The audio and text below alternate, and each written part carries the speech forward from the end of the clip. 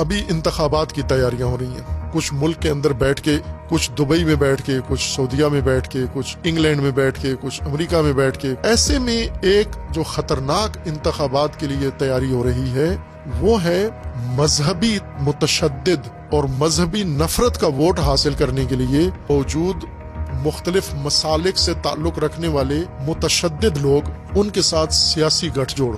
ابھی سے یہ سمجھوتے ہو رہے ہیں اور وہ متشدد طبقات سیاسی جماعتوں کو سب سے پہلے اس بات پہ لاتے ہیں کہ اگر آپ نے ہمارا ووٹ لینا ہے تو پھر ہمارے حق میں ہمارے جو نظریہ ہے تشدد والا، اس کی مضبوطی کے لیے اور ہمارے مقابل کے مسلک کو ختم کرنے کے لیے یا اس کو کمزور کرنے کے لیے آپ نے قانون سازی کر کے ہمیں دینی ہے، بل پاس کرانے ہیں.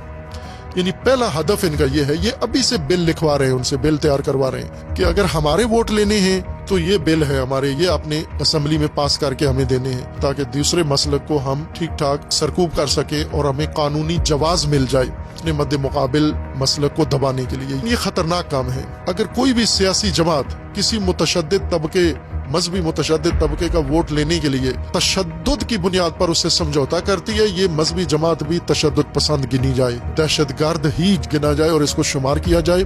الیکشن گزر جانا ہے. الیکشن گزرنے کے بعد یہ جو ووٹ کی لالچ میں بل بنوائے گئے ہیں، پاس کروائے گئے ہیں، یہی ملک کی تباہی کی بنیاد بنتے ہیں. یہی متشدد طبقہ جب عدالتوں میں جاتا ہے، یہ سیاسی جماعت اس کی مدد کرتی ہے، سہولت کار بن جاتے ہیں. یہی جب ریاست کے خلاف اٹھتے ہیں، یہی سہولت کار اس کے ساتھ کھڑے ہوتے ہیں. اس کے صرف دوسرے فرقے کو نقصان نہیں ہوتا، اس کا نقصان ملک کو ہوتا ہے، ریاست کو ہوتا ہے، قوم کو ہوتا ہے اور بدنامی بھی سب کی ہوتی ہے. اور یہی مستقبل کے لیے ملک کو کمزور کرنے کی بنیاد پڑ جائے گی.